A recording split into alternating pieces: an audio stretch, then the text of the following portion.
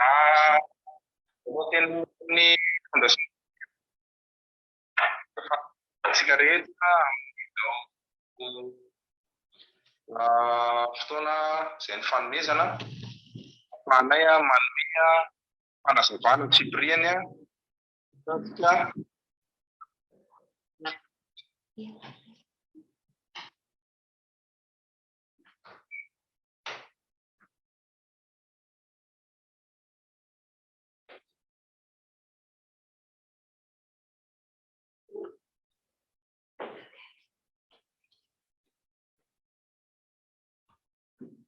ny antony fivoritsika androany dia toy n'ilay ny antony fivoritsika androany dia toy n'ilay fiantsoana tetikasa izay nataon'ny fondation Tanimeva zany amin'ity campagne 2025.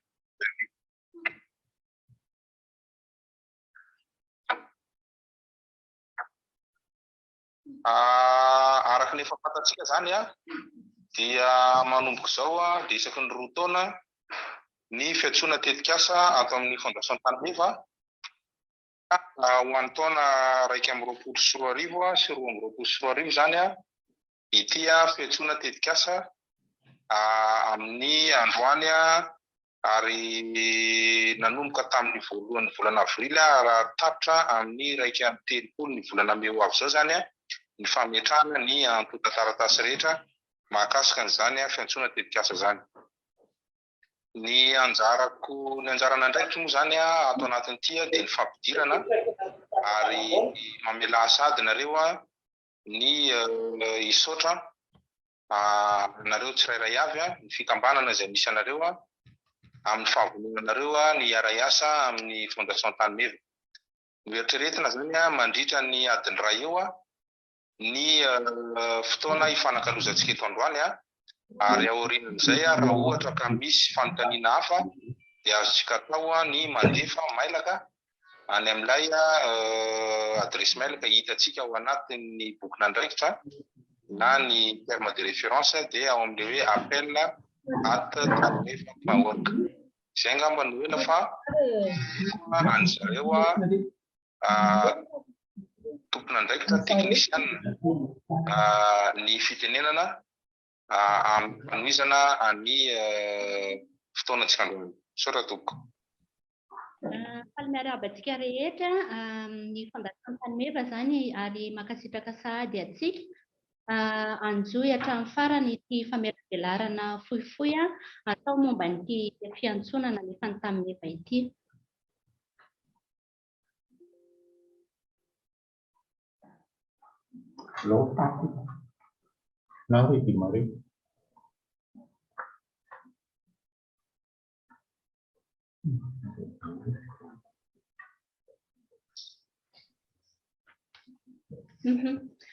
Anboatsika azy dia iresaka kely momba ny Tanimeva izahay. Ny fondation Tanimeva moa zany araka ny fantatritsika dia institution mamatsy vola ireo vondrona eny fotony zany ahafahan'zareo manatanteraka ny tetikasa izay ilaina amin'ny fitantanana maharitra ny arena voajanahary. Araka izany dia tsy nianona intsony ao anatin'ny resaka tontolo iainana fotsiny ny Tanimeva fa niditra kokoa indray amin'ny fampiroboroboana ny fampandrosoana lovain-jafy. Araka izany ny fondation Tanimeva zany dia miasa ao anatin'ny faritra 12 eto Madagasikara ary mihitatra ihany koa any amin'ny nosy manodidina ny Océan Indien.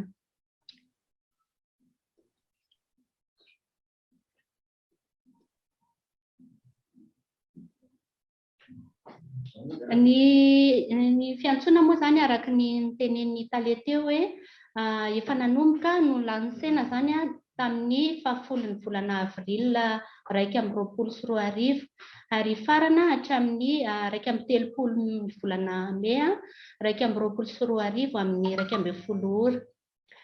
Arak'izany dia nininay mihitsiny zany no nametraka hoe aterina ny tanàna mihitsiny aty amin'ny birao an'ny fondation Tanimeva aty Ambatobe ny tetikasantsika satria atahorantsika zany sao dia tsara n'ilay daty sy le ora zany voafetra eo anatin'ny TDR-tsika. Dia ny tetikasa zany dia atao anatin'ny valopy mihidy miaraka amin'ny tovana miaraka aminy, ary ny version elektronika zany atao ao anatin'ny clé USB. Ny tanjona moa zany dia ny andraisana anjara amin'ny fanatanterahana ny tanjona ao amin'ny fampandrosoana lovain-jafy amin'ny vina 340, ary ihany koa mifanojo amin'ny ny lohahevitra anankiefatra zany izay voafaritra ao anatin'ny drafi-pitantanan'ny fondation Tanimeva.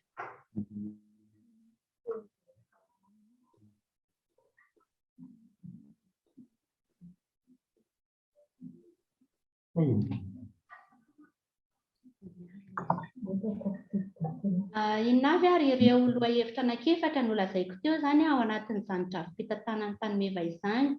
Ny voalohany dia ny fanatsarana ny fari-piainan'ny sambatan'olona, dia ao ny fanatsarana ny velitenany, ny ara-pahasalamana, ny ara-tsakafo, ary eo ihany koa ny fanatsarana ny fotodrafitrasa sy fanarenana ireny fotodrafitrasa eny an-toerana ireny.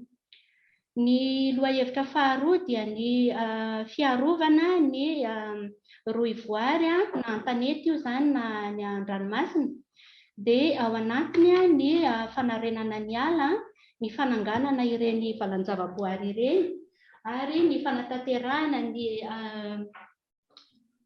drafi-pitantanana zany ho an'ireny valan-javaboary ireny. Ny lohahevitra fahatelo dia ny fanenana sy fiakiana ny fiatraikan'ny fiovan'ny toetrandro. Ao anatiny zany ny fanaovana ny fambolem-kazo, ny fanaovana ny angovo azo avoazina, ny famokarana ara-teknika ary ny alavadim-boly.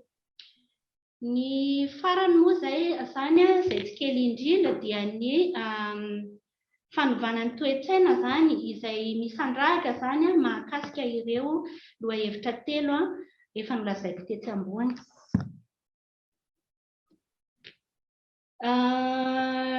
Izy ary no afaka manolotra ny tetikasa. Ny afaka manolotra ny tetikasa zany dia izay vondrona rehetra tsy mitady tombony, vola tombony zany, fa eo ihany koa zany izay sampany vao nampidiriny Tanimeva zany tamin'ity fiantsoana ity ny mahakasika ny sehatra miankina. Ny fanampan'izay dia ny tetikasa ho raisina amin'ity fiantsoana ity zany dia mizara roa avy hatrany. Ny 30 isan-jatony zany dia mahakasika ireo fikambanana izay vao niforona, fa ny olona ao anatiny zany no manana ny traikefa takiana ao anatin'ny TDR-tsika, fa misy ihany koa ny 70 isan-jatony izay ny fikambanana mihitsy no manana an'ilay traikefa 5 taona ny miakatra. Ny vola azo angatahana moa zany dia io 5,7 dolara, izay ny sandan'ny dolara iray zany dia 70,703 ariary. Ezahana koa zany ny tetikasantsika mba tsy ho latsaky ny 500 tokantrano ny misitraka izany tetikasa izany, ary 5 taona ny faharetany.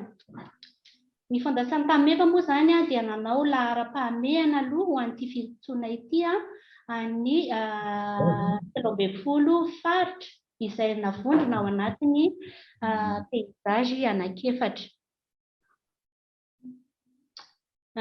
Rehefa tonga ato amin'ny Tanimeva zany ny tetikasantsika dia mandalo ireto dingana maromaro ireto izay vao tena hoe tapaka zany fa hovatsiana vola. Ny voalohany dia misy ny ataonay hoe recevabilité, ka raha tafita amin'io zany dia miditra eo amin'ilay hoe éligibilité. Rehefa tonga eo amin'io éligibilité io dia notifienay zany anareo izay éligible ihany no notifieny, dia miditra amin'ny faisabilité. Ny faisabilité indray mizara roa, misy no jerenay ao anatin'ny tonta-taratasy izay nomenareo, fa misy ihany koa ny fidinana ifotony izany anamarinana izany voalaza izany. Rehefa afaka ny faisabilité dia miditra eo amin'ny comité de direction indray ny tetik'asantsika, dia hatreo zany no mifarana no fanovanana atao anatiny fa ireto dingana anankiroa farany ireto zany dia ny filan-kevim-pitantanana no manao azy. Inona avy ary ireo masitsivana zany ahafahana misivana ny tetik'asantsika? Ny dingana voalohany moa araka ny voalazako teo dia ny recevabilité. Ny masitsivana dia ny voalohany indrindra ny fanajantsika zany ny lasitra izay efa nampitaina tamintsika miaraka mitovana izay mifanaraka aminy, dia ao anatiny ihany koa ny clé USB misy ny version électronique. Dia araka ny teneniko teo moa zany raha azo atao dia tena hoe ianareo mihitsy ny manatitra an'ilay tetik'asa aty amin'ny tany meva mba tsy ho tara nyty hoe alatsinainy 1 ny volana May 2024 amin'ny 12 ity. Ny dingana faharoa moa zany dia ny éligibilité, ary ny masitsivana voalohany isivanana ny tetik'asanareo dia ny tetik'asa zany izay mahasana sy mahavaly olana maromaro, ary ihany koa mahavaly ny resaka fampandrosoana lovain-jafy, izany hoe tokony mahakasika ny sosialy, ny ekonomika ary ny tontolo iainana. Ao ihany koa zany hoe tokony tsy ao anatin'ny toerana iray zany no anaovantsika ny famahana ny olana, fa mba mahakasika toerana maromaro, ohatra ny hoe commune maromaro na région maromaro na fokontany maromaro raha tsy manino.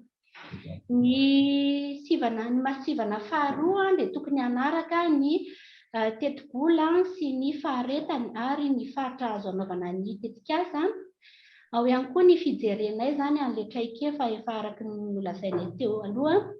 Ao ihany koa ny fijerena ny fifandanjana zany ny vola ho ampiasaina amin'ny asa sy ny ampiasaina ho fitantanana zany ilay tetik'asa. Dia ao ihany koa ny fijerena ny vola ampiasaina ihany koa sy ny ezaka ampiasaina ho an'ny asan'ny vaingana hita maso zany eny an-toerana, sy ny vola natokana ihany koa sy ny ezaka atokana ho an'ny fanatanterahana izany asan'ny vaingana izany. Ny fandraisana anjara ny mpisitraka sy ny mpanolotra ny tetik'asa moa zany dia tokony tsy ho latsaka ny 5 isan-jato. Ny indikateuratsika ihany koa dia tokony hazava tsara ary azo amarinina amin'ny antotanisa isan-karazany izany. Ny tetik'asa koa dia tokony hampiditra zany ny resaka proche genre, ary ilaina ihany koa fantatra zany ny toe-java-misy eny an-toerana alohan'ny anaovantsika an'ilay tetik'asa. Izany dia mety hoe amarinareo ihany koa zany amin'ny antotanisa amin'ny rakitsara ihany koa. Dia ny tandremana ihany koa zany ao anatiny dia tokony ho amarintsika tsara zany hoe inona avy ireo tovana ilaina zany manaraka ilay tetik'asantsika. Ny asa zany na tetik'asa tsy afaka hovatsiany tamin'ny vavola, dia ny tetik'asa izay mifanohitra ny lamina sy ny fepetra, ny lalàna na fifanarahana isan-karazany hita eny an-toerana zany, ka mety hitarika disadisa na fifanolanana mihitsy ara-tsosialy zany eny an-toerana. Eo ihany koa zany ny fividianana ireo materiel roulant moa zany filazantsika anazy, satria lasa mampitombo be an'ilay fitantanantsika an'ilay tetik'asa zany ilay izy, nefa tokony ho anaovantsika asan'ny vaingana. Hatreo angamba dia omeko any fately amin'izay ny fitenenana hanampy azy. Sotra tompoko. Manamafy ny fiaravanantsika rehetra tompoko. Izahako fitinina any satria efa somary lasalasa ny fotoanantsika fa any amin'ny fanontaniana angamba no hamelona izay tsy feno. Amin'ny famatsim-bola rehetra izay ataon'ny tanimeva dia zana no mba hisian'ny asa mivaingana hita maso ka napetraka ho fetra zany ny fampiasam-bola miatraika mivantana amin'izay zavatra hita maso izay tokony mahatratra 20% isan-jato ary ny 20% isan-jato no hoan'ny fitantanana ankapobeny fanaraka amin'izay zavatra efa nikasaina atao anatin'ny tetikasa. Ao anatin'izany ihany misy ny fomba fizarana napetraka hoe hard soft, zany hoe zavatra mivaingana ary hita ao anatin'ny fotoana fohy ny fiantraikany zany sy ny eo amin'ny tanjon'ny tetikasa.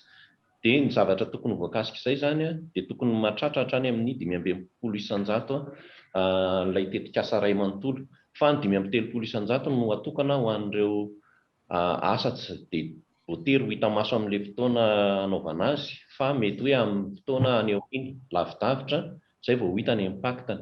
Raha nandray ohatra amin'ny reboisement dia ny zavatra tena mahakasika ny fanirian'ny hazo mivantana zany no raisina ao anatin'izay tokony mahatratra 5% isan-jato. Fa ny momba ny fametrahana ny drafitra sy ny fitantanana maritra zany dia izay tokony mahakasika any amin'ny 30% isan-jato ny total be ny tetikasa. Tamin'ity indray mandeha ity dia nanomboka ihany koa nampiatra ny atao hoe approche paysage ny fondation tanimeva, zany hoe anatin'ny tetikasa anankiray zany dia tokony voafaritra hoe aiza ny toerana iasana ary misy faritra mitovitovy toetra amin'ny resaka climat na ny ara-toekarena na ny resaka ekonomika na ny culturel zany no napetraka hoe iasan'ilay tetikasa voatery ahenika ny faritra rehetrarehetra iny ilay tetikasa eo am-panombohana, fa kosa tokony manana tanjona lavitrezaka hoe azo duplikena na aparitaka amin'ilay faritra iray manontolo, fa mety hoe fanombohana fotsiny zany ny amina commune iray na roa ohatra eo am-Pendohany. Ny manaraka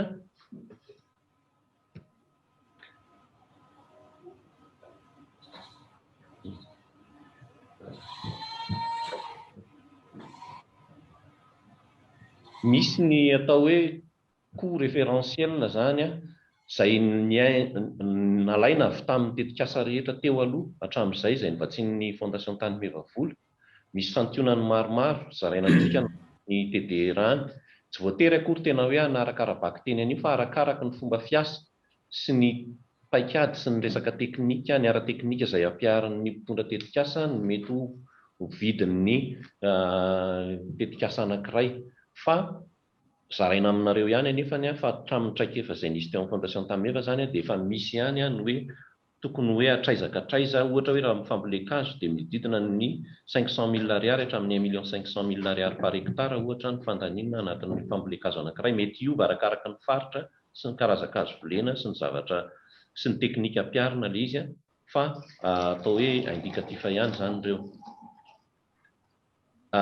Misy isan-karazany zany fa tokony rehefa manolotra tetikasa ny mpanolotra tetikasa anankiray dia rehefa vita ny teti-bola rehetra dia tokony avoaka ny hoe eo amin'ny firy isaky ny haben'ny mifandraika amin'ilay tetikasa eo ny vola lany zany amin'ny fanatanterahana ny tetikasa io, dia avy amin'iny no ahafantarana hoe manahoana ny fifandanjan'ny vola lany sy ny vokatra azo. Izay raha fitinina fa araka ilay efa voalazako teo dia iroso amin'ny fanontaniana angamitsika mba ahazahoana miditra lalindalina koa amin'ny fiafaran'ny fotoana moa dia ho zaraina amintsika rehetra ihany ity présentation ity, ary mbola afaka manontany ihany koa amin'ny alalan'ny mailaka zany araka ny efa voasoratra ny anatin'ny TDR ny tsirairay avy fotoana izay anomanana ny fanolorana tetikasa. Dia misaotra indrindra tompoko ny haino hatramin'ny farany. Zava toko.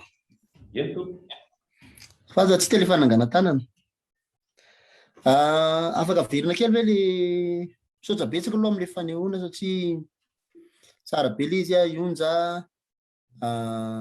za moa mpiasa ny fifatana sady manaraka an'ilay izy ihany. Dia eo amin'ilay hoe indicateur anakoho na sinareo indicateur anakoho le izy.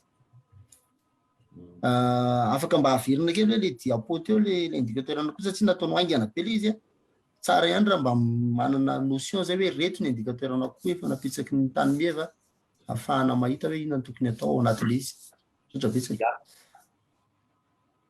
fantanina ray faharoa eo am'le hoe sollicitation zany hoe faritra maromaro le ingana ao anatin'le izy de raha faritra maromaro no ingana ao anatin'le izy tsy mampanina ny tany meva ve raha ohatra zao hoe entre Anambositra sy Antsirabe ohatra hoe commune telo ao Ambositra de commune roa aty Antsirabe mampanina ny tany meva zay sa nitinareo hoe misy commune minimum ao amin'ny faritra anankiray zay mba considéré le faritra sotra betsaka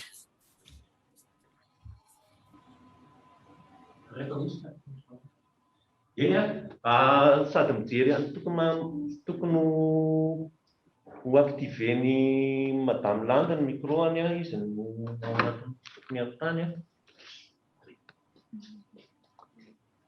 mandra-piandry raha misy manana fanontaniana hafa ankoatra ny madame Langa aloha dia afaka jerena kely.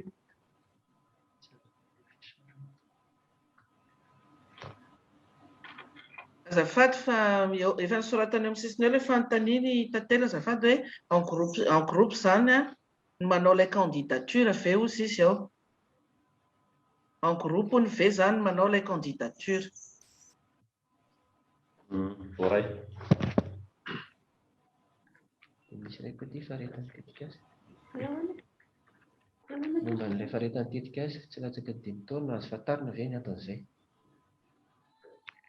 eny avy efa misy fanontaniana anankidimy voaray ireo angamba tonga dia hovaliana fa mandeha ihany no fotoanantsika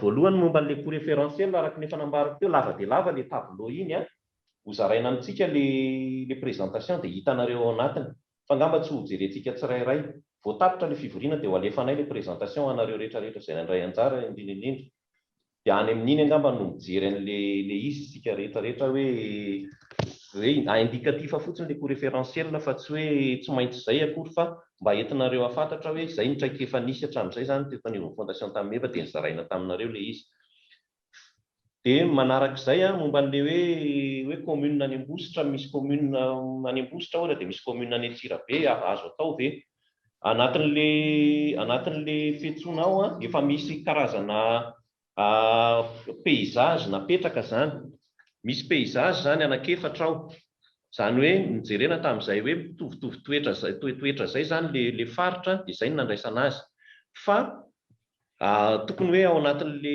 izy zany aloha tetikasa anankiray farafaratsiny zany tokony hoe tsy miparitaka be fa ao anatin'izay le paysage voafaritra zay dia tokony hoe mitovitovy ny ara-teknika ny toetrandro ny couverture ny vokatra misy ao amin'ilay toerana fa tsy hoe zavatra mifanalavitra hoe ny ray any amoron-ranomasina dia ny ray any ampovoantany ohatra dia tsisy ifandraisany mihitsy dia lasa ataontsika hoe ohatran'ny hoe disparate be le projet fa raha ohatra ka mitovitovy zany le izy dia azo atao ary izay ny antony namariparitana tsotsotra n'le karazana paysage anankiefatra dia misy fanontaniana le hoe en groupe ve arakaraka amporisihana zany ny fanolorana tetikasa na plateforme avy amina plateforme na vondron'olona fotony mitambatambatra mba azahoana hoe vokatra somary mivelatra kokoa ary ampitomboana ny fandraisana andraikitra ny tsirairay zany akory tsy manakana ny anolorana tetikasa avy amina organisation anankiray mitokana fotsiny izay efa mety hoe manana etaeta sy manana tetikasa efa nivinavinaina hatramin'izay dia mila mpanarahana fotsiny an'ilay le drafitra zany izay efa zarain'ny fondation Tanimeva ao anatin'ity fitsoana tetikasa ity ny faharetan'ny tetikasa hoe 5 taona ny antony dia mba azahoan'ny Tanimeva manaraka akaiky ny fiantraikany sy ny fivoaran'ny tetikasa sy ahitana vokatra mandritra ny fanatanterahana sahady satria raha ataontsika ao anatin'ny herintaona na ny roa taona matetika dia mbola tsy ahitana vokatra misongadina loatra eny fotony ao anatin'ny tetikasa azo atao zany manatanteraka an'ilay tetikasa ny ataontsika hoe ny asa lehibe ao anatiny mety vita ao anatin'ny 2 na 3 taona fa ny fanaraha-maso no aty amin'ny taona 2 farany sisa fa le izy zany dia ferana hoe tokony eo manodidina ny hoe 5 taona io mba azahoana mijery zany ny fivoarana sy mba ahitana hoe inona ny mety azo hifanampiana eny antenantenany ihany raha sendra ka misy ny olana.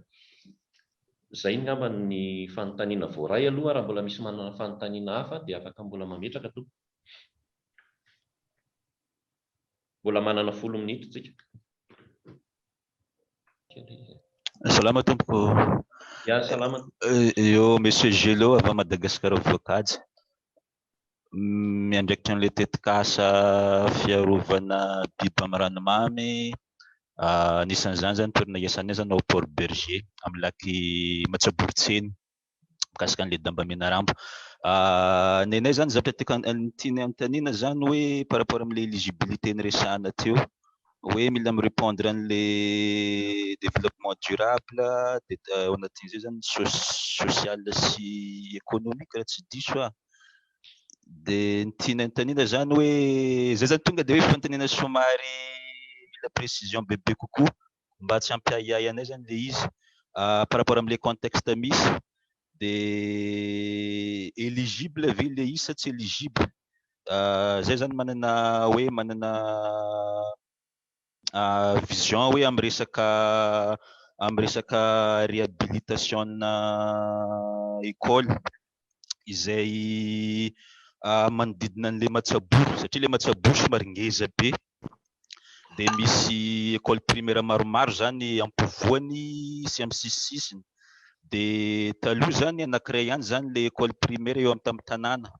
Nefa matetika rehefa misy zany le amin'ilay fahavaratra indrindra koa amin'ilay rehefa andro maina dia somary manahirina zany le fiampitanan'ilay Matsaboro rehefa andeha hianatra zany ny ankizy.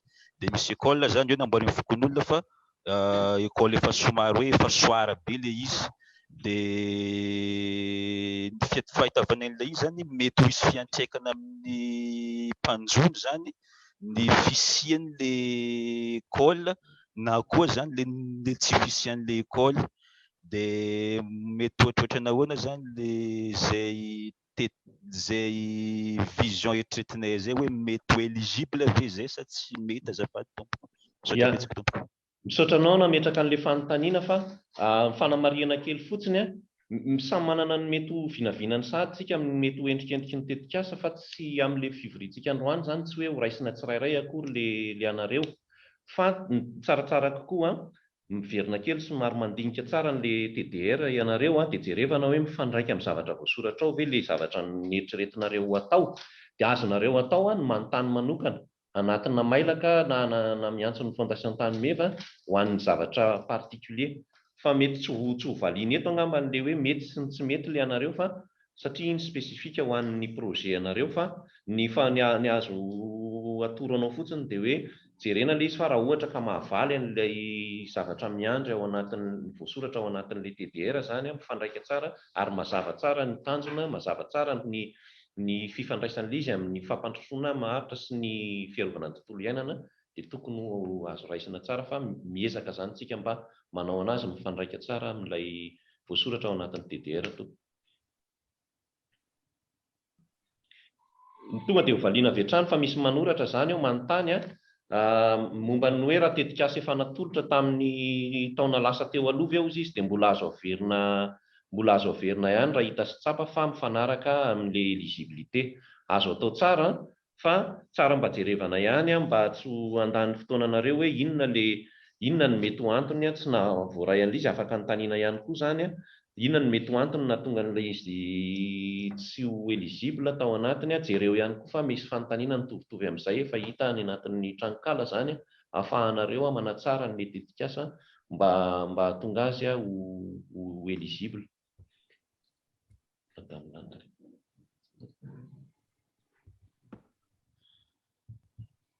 Oui, afaka mainona avy ianareo zafady? Eny tompoko. Azafady indrindra fa désactiver micro teo.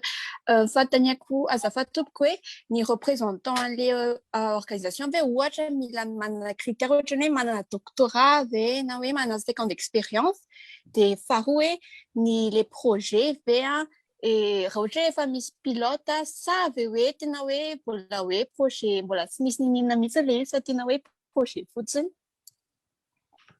Zay ny fantaniko tompoko. Efa teo izy ka.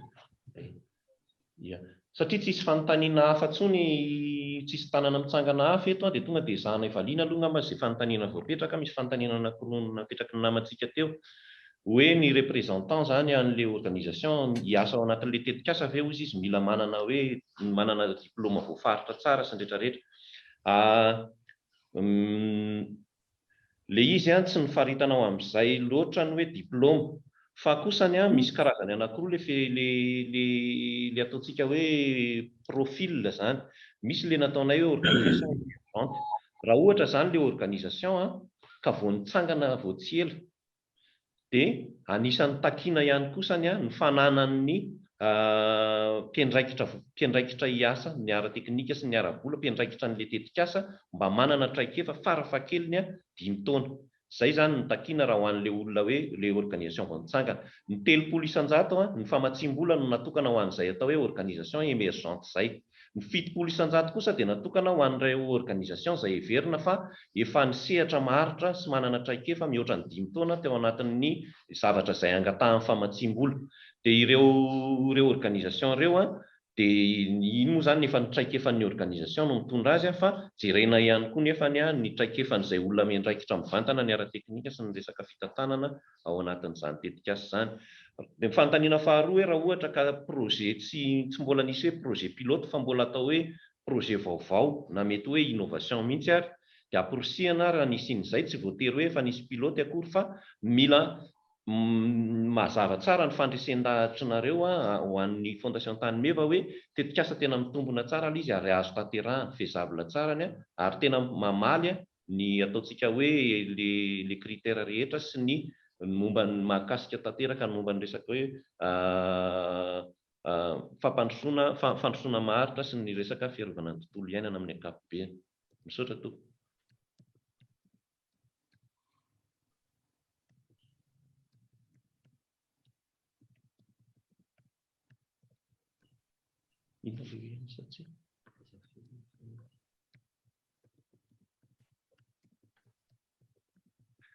Momba n'ilay hoe faharetan'ny tetikasa mbola misy manontany an-tsoratra nareo hoe 5 taona hoe azo hazavaina tsara ve, dia izay zany ilay izy ny tanjona hoe ametrahana azy hoe tokony hoe mididina ny 5 taona izay dia mba ahazahoana mijery tsara ny sahady mandritra ny fanatanterahana azy ao anatin'ny 5 taona, ny fandrosin'ilay tetikasa sy ny fijerevana ny vokatra ao anatin'ny fanatanterahana azy, ka eny tena teneneny raha misy ny fanatsarana tokony hoentina dia rahana midinika ao anatin'izay fotoana izay. Fa tsy hoe tapitra le 2 taona dia tsisy ninina azo atao intsony satria efa mikatona ny tetikasa. Dia ny ezahana mba ho lava ilay izy mba ahazahoana mijery ny fantsiana raha misy fanatsarana, na ahazahoana ihany koa mamaritra ny tena hoe inona marina ny vokatra azo tao anatiny mba ho zaraina ho an'ny hafa koa aoriana zany. Izay mahatonga an'ilay hoe 5 taona. Fa le fanontaniana teo raha ohatra ilay izy ka ny 9,900 ohatra lany ao anatin'ny 2 taona na ny 3 taona, tsy olana izay. Fa ny faharetan'ny tetikasa amin'ny ankapobeny dia ezahana zany mba ho tafiditra ao anatin'io 5 taona io ny farany déblocage farany zany any amin'ny faran'io fa 5 taona io vao tokony ho alefan'ny fondation Tany Meva rehefa hita fa mipetraka araka ny tanjona napetraka tany am-boalohany ny zavatra rehetra izay kasaina tao anatin'ny tetikasa.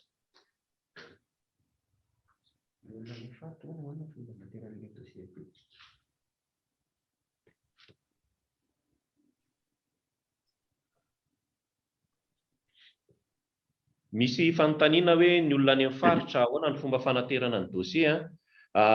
Misy moa ny fepetra sy ny ray sy ny fanjakana momba ny amehana ara-pahasalamana mandritra ny fotoana izay miomana zany tsika rehetra amin'ny fanatratrarana n'ilay fe-potoana izay napetraka, fa arakaraka ny fivoaran'ny toe-draharaha kosa nefa dia mety misy ihany ny fepetra manokana ho raisin'ny fondation Tany Meva.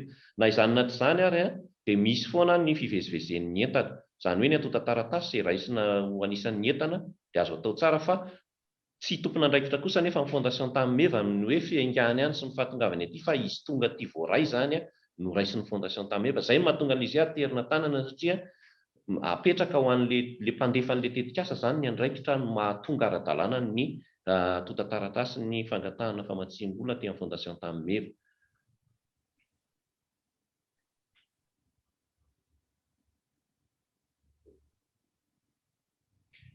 Misy fanontaniana an-tsoratra ato milaza hoe misy fampahafantarana pahabe maso ve ataon'ny fondation tamin'eva ho an'ny raha ohatra ka recevable zany raha voaray tsara ny atota taratasy. Eny tompoko, misy fampahafantarana ataon'ny tamin'eva midingana eny antenantenany eny hoe ohatr'izao le situation nisy fotoana zany ny fondation tamin'eva fa nanao an'izay na tamin'ny alalan'ny tranokala na tamin'ny alalan'ny gazety mihitsy ary no reto voaray tao anatin'izay fotoana izay.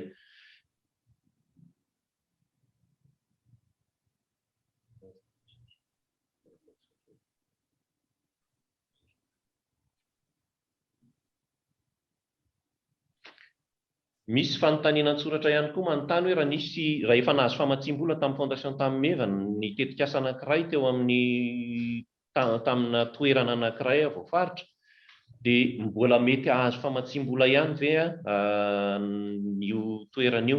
Arakarak'ilay tetikasa io io zany tsy jerena hoe efa nahazo dia tsy omena intsony, fa ny atao hoe ny kritera izay napetraka sy ny hoe tena fahaizanareo mametrapetraka tsara ny drafitra ao anatiny ary ny fahitan'ny fondation tamin'eva avy rehefa manao analizy hoe tena azo tanterana ny tetikasa ary tena misy fifandraisany mivantana amin'ny zavatra izay napetraka ao anatin'ny TDR. Raha voavaly zany ireo zavatra ireo dia azo atao foana.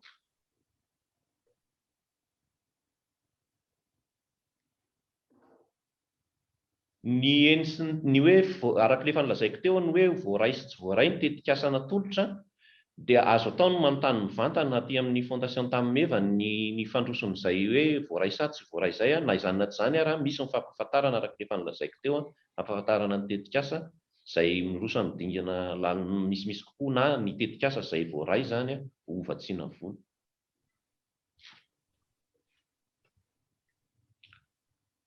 Heverinay fa mety mbola andinidinika ianareo ny TDR sy ilay présentation izay hozarainay aminareo rehefa avy eo, ka azo atao tsara ny mbola mametraka fanontaniana zany amin'ny alalan'ny mailaka izay efa voasoratra any anatin'ny TDR any. Miezaka ny tompona andraikitra eto amin'ny fondation tamin'eva handrindra ny fahamaliana azy araka ny fotoana arak'izay tratra mba azahoanareo mandroso amin'ny fanomanana ny tetikasa. Dia ny ampahafantarina anareo koa fa ny fanontaniana apetraky ny namana anankiray dia zaraina amin'ny rehetra ny valiny, fa tsy hoe izay nangataka an'ilay fanontaniana ametraka an'ilay fanontaniana ihany akory ny mahazo valiny. Dia raha misy fanontaniana efa mba mitovitovy dia mba ezahantsika ny tsy hamerina azy intsony, fa izay fanontaniana hafa zany no apetraka na amin'ny alalan'ny mailaka, fa izay fanontaniana rehetra voaray na ny voaray teo aloha arany dia efa zarainay amin'ny rehetrarehetra zany satria efa hanananay ny adresy mailaka anareo izay liana sy namaly ny fiantsoana sy ny nanatrika ny fotoana androany na tsy nanatrika ihany koa.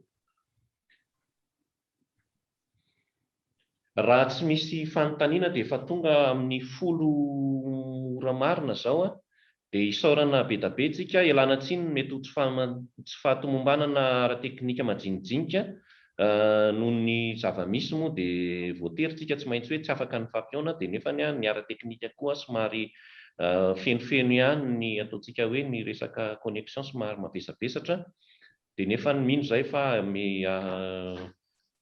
misy afaka andinihanareo azy rehefa alefanay any aminareo koa ny présentation. Mankasitraka indrindra tompoko dia mendrandra ny fanolorana tetikasa izay mitondra ho an'ny fampandrosoana tokoa avy amintsika tsirairay avy ary mampirisika anareo sahady ho amin'izany, dia mirary soa sy fahasalamana ho an'ny tsirairay avy manoloana ny toe-javatra izay misy eto amin'ny firenentsika, dia mirary atsika rehetra samy salama mandritra ny taona indray ary dia mirary soa indrindra ho an'ny fikambanana rehetra ihany koa. Mankasitraka tompoko.